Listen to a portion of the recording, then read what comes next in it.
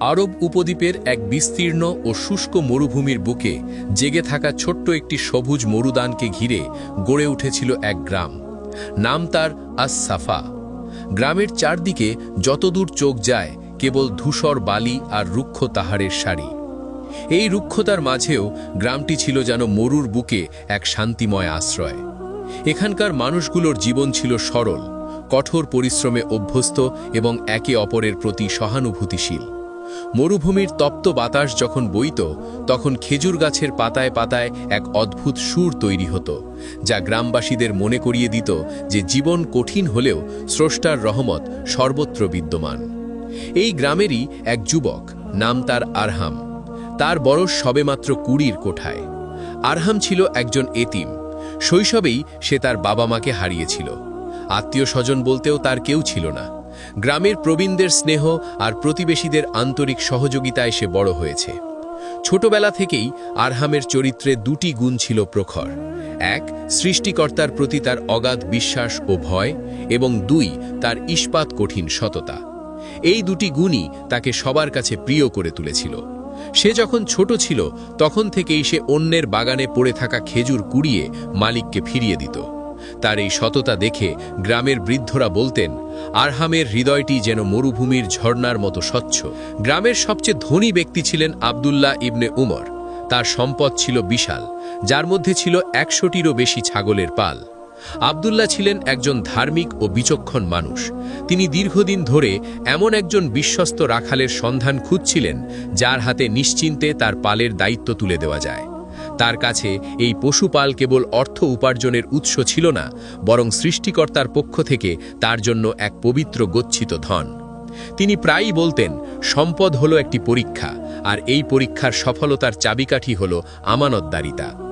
অনেক আগ্রহীর ভিড়েও আবদুল্লাহর মন সায় দিচ্ছিল না। অবশেষে গ্রামের প্রবীণদের পরামর্শে তিনি আরহামকে ডেকে পাঠালেন। আরহাম যখন আবদুল্লাহর সামনে এসে দাঁড়ালো, তার পরনে ছিল তালি দেওয়া সাধারণ পোশাক, কিন্তু তার চোখে ছিল এক গভীর প্রশান্তি। আবদুল্লাহ আরহামকে বললেন, হে আরহাম, আমি শুনেছি তুমি একজন সৎ ও আল্লাভীরু যুবক। আমি আমার এই ছাগলগুলোর দায়িত্ব তোমার হাতে তুলে দিতে চাই।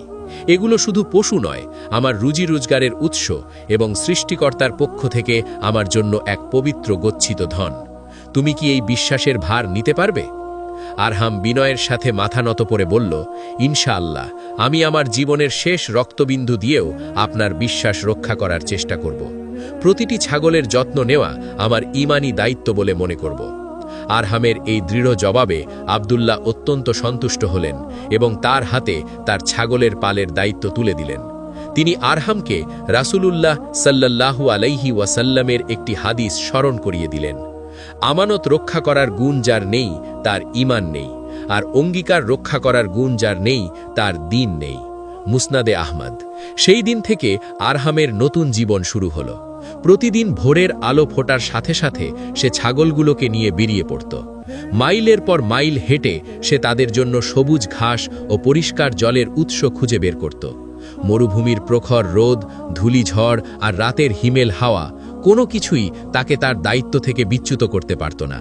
ছাগলগুলোকে সে নিজের সন্তানের মতো ভালোবাসত।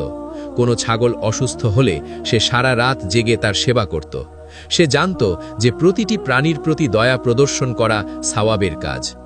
আরহাম যখন মরুভূমির নির্জনতায় একা থাকত, তখন সে কেবল ছাগল চড়াত না, বরং আল্লাহর জিকিরে মশগুল থাকত। সে ভাবত, এই বিশাল আকাশ, এই অন্তহীন বালুকারাশি সবই তো এক মহান সৃষ্টির সৃষ্টি। সে প্রায়ই রাসূলুল্লাহ সাল্লাল্লাহু আলাইহি ওয়াসাল্লামের সেই হাদিসটি মনে করত, আল্লাহ এমন কোনো নবী পাঠাননি যিনি ছাগল চড়াননি। সহিহ বুখারী 2262। দিনের শেষে ছাগলগুলোকে মালিকের কাছে ফিরিয়ে দিয়ে সে যে সামান্য পারিশ্রমিক পেত, তাতেই তার জীবন আনন্দে কেটে যেত। সে অল্পে তুষ্ট ছিল এবং প্রতি মুহূর্তে সৃষ্টিকর্তার শুকরিয়া আদায় করত। তার হৃদয়ের শান্তি ছিল তার সবচেয়ে বড় সম্পদ। একদিন আরহাম তার ছাগলগুলোকে নিয়ে গ্রাম থেকে অনেক দূরে এক নির্জন উপত্যকায় চলে গিয়েছিল। জায়গাটা ছিল শান্ত এবং সেখানে ঘাসের পরিমাণও ছিল বেশ ভালো। ছাগলগুলো আপন মনে চড়ে বেড়াচ্ছিল, আর আরহাম এক পাথরের ছায়ায় বসে সৃষ্টিকর্তার সৃষ্টি নিয়ে ভাবছিল। ঠিক সেই মুহূর্তে 3 জন অপরিচিত লোক উটের পিঠে চড়ে তার দিকে এগিয়ে আসতে লাগল। তাদের পরনে ছিল জীর্ণ পোশাক, কিন্তু তাদের চোখের দৃষ্টি ছিল ধূর্ত ও লোভাতুর। তাদের আগমন যেন মরুভূমির নীরবতাকে ভেঙে দিল। তারা আরহামের কাছে এসে সালাম দিল এবং তার পাশে বসল। তাদের মধ্যে যে লোকটি নেতা গোছের, সে কথা শুরু করল। ভাই, তোমার নাম কি? এই নির্জন প্রান্তরে একা একা ছাগল চড়াচ্ছ, তোমার তো অনেক সাহস।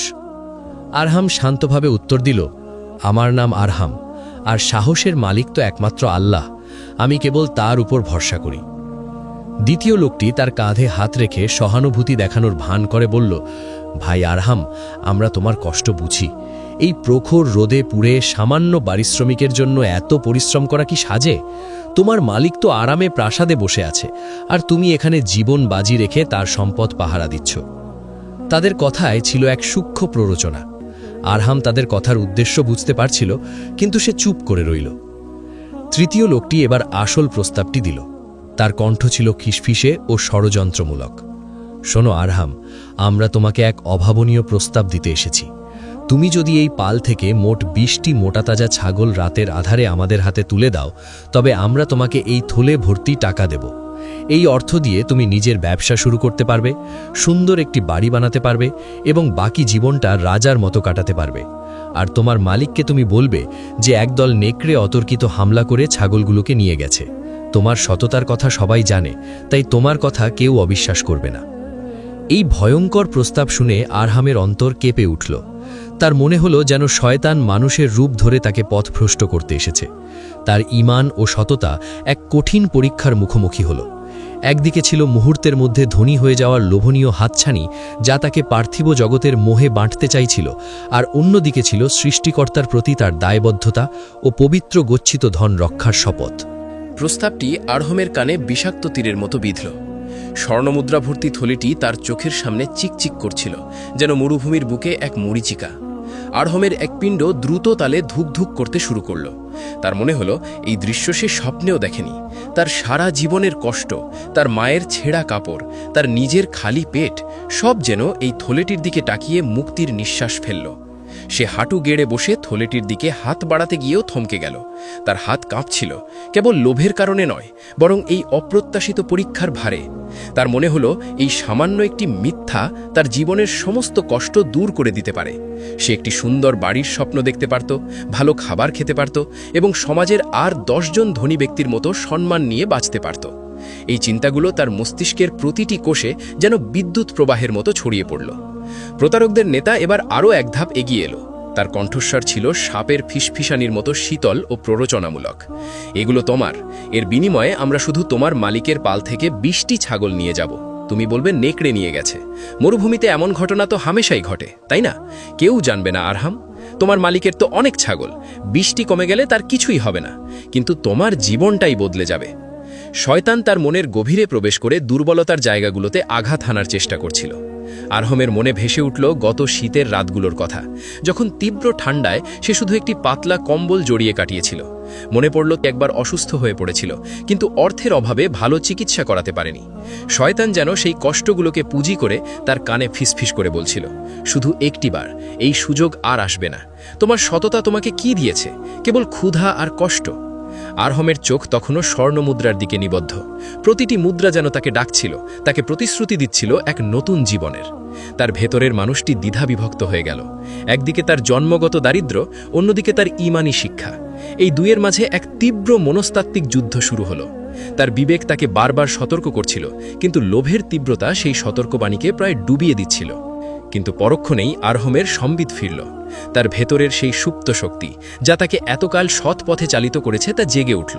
তার চোখ থেকে স্বর্ণমুদ্রার ঝলকানি সরে গিয়ে দৃষ্টি পড়ল দিগন্তের দিকে, যেখানে আল্লাহর সৃষ্টি মহিমা বিরাজমান। তার অন্তরের গভীরে প্রথিত ঈমানের আলো জ্বলে উঠল। এই আলো ছিল তার জীবনের সবচেয়ে বড় সম্পদ, যা কোনো স্বর্ণমুদ্রার বিনিময়ে কেনা যায় না। তার মনে পড়ল পবিত্র কোরআনের সেই আয়াত, যেখানে আল্লাহ ওয়াদা করেছেন, আর যে আল্লাহকে ভয় করে, আল্লাহ তার জন্য সংকট থেকে বের হওয়ার পথ তৈরি করে দেন এবং তাকে এমন জায়গা থেকে রিজিক দান করেন যা সে কল্পনাও করতে পারে না। সূরা তালাক 2:3। এই আয়াতটি যেন মরুভূমির অন্ধকারে এক উজ্জ্বল বাতিঘরের মতো পথ দেখালো। আরহমের মনে পড়ল এই দুনিয়ার জীবন ক্ষণস্থায়ী, কিন্তু আখিরাতের জীবন অনন্ত। এই সামান্য স্বর্ণমুদ্রার বিনিময়ে সে তার ঈমান, তার সততা এবং সর্বোপরি তার রবকে হারাতে পারে না। সে স্পষ্ট বুঝতে পারল এই স্বর্ণমুদ্রাগুলো আসলে তার জন্য এক ফাঁদ, যা তাকে চিরস্থায়ী ক্ষতির দিকে ঠেলে দেবে। সে নিজেকে প্রশ্ন করল, যে আল্লাহ আমাকে এতদিন রক্ষা করেছেন, তিনিই কি আমার রিজিকের মালিক নন? এই উপলব্ধি তাকে এক অভূতপূর্ব মানসিক শান্তি ও শক্তি জোগাল। আরহম দৃঢ়তার সাথে মাথা তুলল। তার চোখে মুখে আর কোনো দ্বিধার ছাপ ছিল না, বরং এক দৃঢ় আত্মবিশ্বাস ও ঈমানী তেজ ছিল। তার মুখমণ্ডল ঈমানের নূরে উদ্ভাসিত হয়ে উঠল। সে প্রতারকদের দিকে তাকালো। তাদের লোভী চোখগুলো তার কাছে এখন অত্যন্ত ঘৃণ্য মনে হলো। সে শান্ত কিন্তু কঠোর স্বরে বলল, তোমরা এখান থেকে চলে যাও। তোমরা যা চাইছ তা কেবল একটি ছাগল নয়, তোমরা আমার ঈমান চুরি করতে এসেছ। প্রতারকদের নেতা আরহমের কি অপ্রত্যাশিত দৃঢ়তায় হতভাগ হয়ে গেল। সে এমন প্রতিক্রিয়া আশা করেনি। সাধারণত এই পরিমাণ স্বর্ণমুদ্রা দেখলে দরিদ্র রাখালরা মুহূর্তেই তাদের নীতি বিসর্জন দেয়। প্রতারকদের নেতা অবাক হয়ে বলল, তুমি কি পাগল হয়ে গেছো আরহাম? তুমি দারিদ্র্যের মধ্যে জীবন কাটাবে, তবুও এই সুযোগ হাতছাড়া করবে? তার কণ্ঠে ছিল তাচ্ছিল্য ও অবিশ্বাস। সে যেন আরহমে এই নিঃশব্দকে চরম বোকামি হিসাবে দেখছিল। আরহম উঠে দাঁড়ালো। তার শরীর সোজা, মেরুদণ্ড দৃঢ়। তার কণ্ঠস্বর এবার আরও জোরালো হলো। মরুভূমির বাতাসে সেই শব্দ প্রতিধ্বনিত হলো, দারিদ্র্য আমার জন্য লজ্জার নয়, লজ্জা হলো বিশ্বাসঘাতকতা ও খেয়ানত করা। এই ছাগলগুলো আমার কাছে আমার মালিকের আমানত, আর আমার মালিকের চেয়েও বড় মালিক আমার আল্লাহ সব কিছু দেখছেন। আমি তোমাদের এই স্বর্ণমুদ্রার বিনিময়ে জাহান্নামের আগুন কিনতে রাজি নই। আরহমের কথাগুলো যেন পাথরের মতো কঠিন ছিল। সে এবার তার জ্ঞান থেকে তাদের একটি অমূল্য শিক্ষা দিল। সে রাসূলুল্লাহ সাল্লাল্লাহু আলাইহি ওয়াসাল্লামের একটি হাদিস তাদের শুনিয়ে দিল, যে ব্যক্তি আল্লাহর সন্তুষ্টির জন্য কোনো কিছু ত্যাগ করে, আল্লাহ তাকে তার চেয়েও উত্তম কিছু দান করেন। মুসনাদে আহমদ। এই হাদিসটি বলার সময় আরহমের চোখে এক গভীর প্রত্যয় ছিল। সে হাতের গাঁঠিটা শক্ত করে ধরে বলল, এই ছাগলের প্রতিটি পশমের হিসাব আমাকে আল্লাহর কাছে দিতে হবে। আমি আমার মালিকের সাথে বিশ্বাসঘাতকতা করতে পারি না, কারণ তা হবে আমার সৃষ্টিকর্তার সাথে বিশ্বাসঘাতকতা। তোমরা যদি এখনই এখান থেকে না যাও, তাহলে আমি চিৎকার করে গ্রামের লোকজন ইকট্ঠা করব এবং তোমাদের ধরিয়ে দেব। আরহমের কণ্ঠের দৃঢ়তা, তার চোখের আগুন এবং তার অটল ঈমানী শক্তি দেখে প্রতারকদের দলটি ভয় পেয়ে গেল। তারা বুঝতে পারল এই যুবককে কোনো লোভ বা ভয় দেখিয়ে পথভ্রষ্ট করা সম্ভব নয়। তাদের লোভের জাল ছিঁড়ে গেছে। তারা দ্রুত তাদের উঁটে চড়ে বসল এবং মরুভূমির গভীরে মিলিয়ে গেল। আরহম দীর্ঘক্ষণ সেই দিকে তাকিয়ে রইল। যখন উঁটগুলোর ধুলোহার দেখা যাচ্ছিল না, তখন সে ধীরে ধীরে নিচে বসল। তার বুক জুড়ে এক অদ্ভুত প্রশান্তি নেমে এলো। এটি ছিল এক কঠিন যুদ্ধে জয়লাভের শান্তি, ঈমানের পরীক্ষায় উত্তীর্ণ হবার আনন্দ। সে মাটিতে সিজদায় লুটিয়ে পড়ল এবং কেঁদে কেঁদে আল্লাহর শুকরিয়া আদায় করতে লাগল। তার চোখের জল বালুতে মিশে যাচ্ছিল, কিন্তু তার অন্তরের ভেতরের আনন্দ ছিল আকাশের মতো বিশাল। সে জানত সে আজ শুধু 20টি ছাগল রক্ষা করেনি, সে রক্ষা করেছে তার জীবনের সবচেয়ে মূল্যবান সম্পদ, তার ঈমান। আল্লাহর কাছে তার এই ত্যাগ, এই দৃঢ়তা চিরকাল স্মরণীয় হয়ে থাকবে। তারপর সে শান্ত মনে তার মেষপাল নিয়ে বাড়ির পথে রওনা হলো। তার পথচলায় এক নতুন দীপ্তি, এক নতুন আশা ছিল। সে জানত তার রব তার জন্য এর চেয়েও উত্তম কিছু প্রস্তুত করে রেখেছেন। সেই ঘটনার পর বেশ কিছুদিন কেটে গেল। আরহাম আগের মতোই নিষ্ঠার সাথে তার দায়িত্ব পালন করে যাচ্ছিল। প্রতারকদের সে প্রস্তাবের কথা সে কাউকে বলেনি, কারণ সে মনে করত এটা ছিল তার ও আল্লাহর মধ্যকার একটি পরীক্ষা। এই পরীক্ষা ছিল আমানতদারি বা বিশ্বস্ততার। সে জানত সামান্য একটি ছাগলও তার মালিকের পক্ষ থেকে তার কাছে আমানত, আর এই আমানতের খেয়ানত করা মানেই ঈমানের দুর্বলতা। সে মনে মনে রাসূলুল্লাহ সাল্লাল্লাহু আলাইহি ওয়াসাল্লামের সেই সতর্ক বাণী স্মরণ করত, যার আমানতদারি নেই তার ঈমান নেই, আর যার প্রতিশ্রুতি নেই তার দ্বীন নেই। মিশকাতুল মাসাবিহ 5381। এই হাদিসটি তার হৃদয়ে এমনভাবে গেঁথে গিয়েছিল যে সে তার কাজকে কেবল একটি জাগতিক দায়িত্ব হিসেবে দেখত না, বরং দেখত আল্লাহর প্রতি তার তাকওয়া বা আল্লাহভীতির প্রকাশ হিসেবে। সে নিশ্চিত ছিল যে সে যদি আল্লাহকে ভয় করে এই আমানত রক্ষা করে, তবে আল্লাহ অবশ্যই তাকে এমনভাবে সাহায্য করবেন যা সে কল্পনাও করতে পারবে না। একদিন ঘটল এক আশ্চর্যজনক ঘটনা। সেদিন ছিল শুক্রবার। আরহাম ছাগলগুলোকে চড়াতে নিয়ে যাওয়ার প্রস্তুতি নিচ্ছিল। এমন সময় তার মালিক আবদুল্লাহ ইবনে উমর তার কাছে এলেন। তার মুখ ছিল কিছুটা চিন্তিত। তিনি আরহামকে বললেন, আরহাম, আজ আমার সাথে আমার এক পুরনো বন্ধু দেখা করতে আসবে। সে অনেক দূর দেশ থেকে ব্যবসা উপলক্ষে এখানে এসেছে। আমি তাকে আমার খামার এবং এই ছাগলের পালটি দেখাতে চাই। আরহাম সম্মতি জানিয়ে ছাগলগুলোকে নিয়ে গ্রামের পাশের এক সবুজ উপত্যকায় গেল। সে তার কাজে এতই মনোযোগী ছিল যে প্রতিটি ছাগলের প্রতি তার যত্ন ছিল ইহসানের এক উজ্জ্বল দৃষ্টান্ত। সে রাসূলুল্লাহ সাল্লাল্লাহু আলাইহি ওয়াসাল্লামের সেই শিক্ষা মনে রাখত, আল্লাহ সব কিছুতে ইহসানকে আবশ্যক করেছেন। সহিহ মুসলিম 1955। দুপুরে জুমার নামাজের পর আব্দুল্লাহ তার বন্ধুকে নিয়ে সেখানে উপস্থিত হলেন। তার বন্ধুর নাম ছিল আব্দুর রহমান।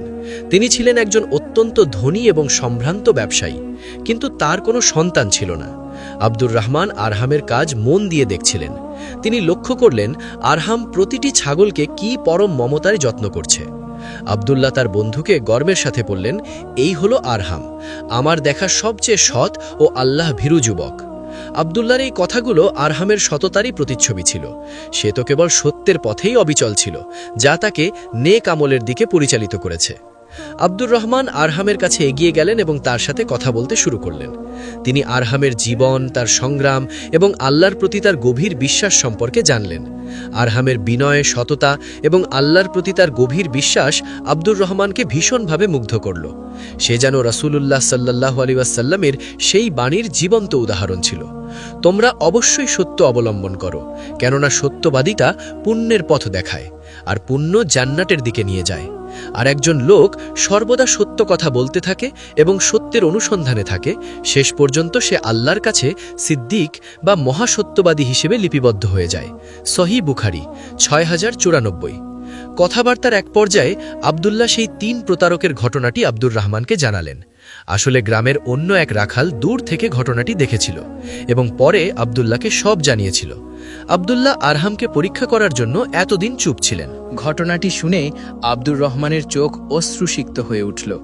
তিনি আরহামের মাথায় হাত রেখে বললেন, হে যুবক, তুমি তোমার ঈমানের যে পরিচয় দিয়েছ তা অতুলনীয়। আল্লাহ অবশ্যই তোমাকে এর উত্তম প্রতিদান দেবেন। তিনি বুঝতে পারলেন আরহামের এই সততা কেবল তার চারিত্রিক গুণ নয়, বরং আল্লাহর প্রতি তার গভীর তাওয়াক্কুল মানে নির্ভরতা এবং তাকওয়ার ফল। এরপর আব্দুর রহমান আব্দুল্লাহর দিকে ফিরে এক অভাবনীয় প্রস্তাব দিলেন। তিনি বললেন, বন্ধু, আমার তো কোনো সন্তান নেই যে আমার এই বিশাল ব্যবসার হাল ধরবে। আমি বহুদিন ধরে একজন সৎ ও বিশ্বস্ত উত্তরসূরির সন্ধান করছি। আমি আরহামকে আমার সাথে নিয়ে যেতে চাই। আমি তাকে আমার নিজের সন্তানের মতো স্নেহ দিয়ে ব্যবসা শেখাবো এবং আমার সমস্ত সম্পত্তির উত্তরাধিকারী করে যাব। তার সততাই তার সবচেয়ে বড় যোগ্যতা। এই প্রস্তাব শুনে আরহাম বাকরুদ্ধ হয়ে গেল। সে বিশ্বাসই করতে পারছিল না যে আল্লাহ তার জন্য এত বড় পুরস্কার প্রস্তুত করে রেখেছেন। তার মনে পড়ল পবিত্র কোরআনের সেই আয়াত, আর যে আল্লাহকে ভয় করে আল্লাহ তার জন্য সংকট থেকে উত্তরণের পথ তৈরি করে দেন এবং তাকে এমন উৎস থেকে রিজিক দান করেন যা সে কল্পনাও করতে পারে না। সূরা তালাক 2:3। যে ব্যক্তি সামান্য কটি ছাগলের আমানত রক্ষা করেছে, আল্লাহ তাকে আজ এক বিশাল ধন সম্পদের আমানতদার বানাতে চলেছেন। আরহামের সততা তাকে কেবল দুনিয়ার সম্মানই এনে দিল না, বরং তার জন্য খুলে দিল এক অভাবনীয় প্রাচুর্যের দরজা। সে আবারও সিজদায় লুটিয়ে পড়ে আল্লাহর শুকরিয়া আদায় করল। তার হৃদয় থেকে কেবল একটি কথাই উচ্চারিত হচ্ছিল, আলহামদুলিল্লাহ, আল্লাহর ওয়াদা সত্য। আরহাম আব্দুর রহমানের সাথে এক নতুন জীবনের পথে পাড়ি জমালো। বড় শহরে গিয়ে সে দেখল ব্যবসার এক বিশাল জগৎ। আব্দুর রহমান তাকে কেবল ব্যবসাই শেখালেন না, বরং কিভাবে সততার সাথে ব্যবসা করে মানুষের সেবা করা যায় তাও শেখালেন। আরহাম খুব দ্রুত ব্যবসার সব কিছু শিখে নিল। তার সততা এবং কঠোর পরিশ্রমের কারণে ব্যবসায়ীরা তাকে সম্মান করতে শুরু করল। সে যখন কোনো পণ্য বিক্রি করত, তখন তার ত্রুটিগুলো আগে ক্রেতাকে বলে দিত। অনেকে তাকে বলতো, আরহাম, এভাবে তো তুমি লাভ করতে পারবে না। কিন্তু আরহাম হাসি মুখে উত্তর দিত, আমি কেবল পার্থিব লাভ চাই না, আমি আল্লাহর বরকত চাই। সে রাসূলুল্লাহ সাল্লাল্লাহু আলাইহি ওয়াসাল্লামের এই হাদিসটি অক্ষরে অক্ষরে পালন করত। সৎ ও আমানতদার ব্যবসায়ী কিয়ামতের দিন নবীগণ, সত্যবাদীগণ এবং শহীদগণের সাথে থাকবেন। সুনানে তিরমিজি 1209। অল্পদিনেই আরহামের ব্যবসার খ্যাতি চারদিকে ছড়িয়ে পড়ল। তার কাফেলা যখন এক দেশ থেকে অন্য দেশে যেত, তখন মানুষ কেবল তার পণ্যের জন্যই নয়, বরং তার সততার জন্যও অপেক্ষা করত। সে বিশাল ধন সম্পদের মালিক হল, কিন্তু তার জীবনযাত্রায় কোনো পরিবর্তন এলো না। সে আগের মতোই বিনয়ী ও আল্লাহ ভীরু হয়ে গেল। সে তার সম্পদের একটি বড় অংশ এতিম, গরিব ও অসহায় মানুষের জন্য ব্যয় করত। সে আস-সাফা গ্রামে একটি বড় মাদ্রাসা এবং একটি হাসপাতাল তৈরি করে দিল, যাতে গ্রামের কোনো শিশুকে তার মতো এতিম হয়ে কষ্ট পেতে না হয়। তার জীবন কাহিনী প্রজন্মের পর প্রজন্ম ধরে মানুষকে সততা, ধৈর্য ও আল্লাহর উপর ভরসা রাখার শিক্ষা দিয়ে চলেছে। গল্পের মূল শিক্ষা: ১. আমানতদারিতা। অন্যের সম্পদ রক্ষা করা ঈমানের একটি অবিচ্ছেদ্য অংশ। ২. সততার পুরস্কার। আল্লাহ সত্যবাদীদের কখনো নিরাশ করেন না, তিনি দুনিয়া ও আখিরাতে তাদের সম্মানিত করেন। ৩. ধৈর্য ও তুষ্টি। অল্পে তুষ্ট থাকা এবং বিপদে ধৈর্য ধারণ করা মুমিনের বৈশিষ্ট্য। ৪. ব্যবসায় সততা।